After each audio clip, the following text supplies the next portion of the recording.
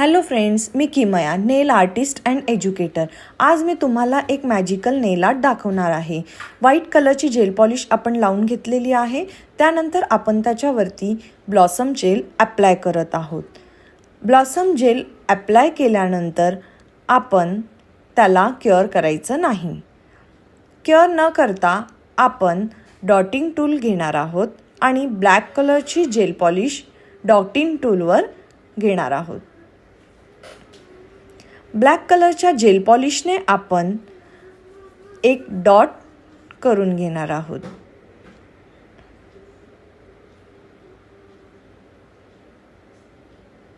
Blossom जेलमुळे आपण तो dot काढल्यानंतर तो स्प्रेड व्हायला सुरुवात होते आणि काही 5 to 10 सेकंद आपण त्याची स्प्रेड व्हायची वाट बघणार आहोत. तर तुम्ही बघू शकता डॉट कसा स्प्रेड होत आहे.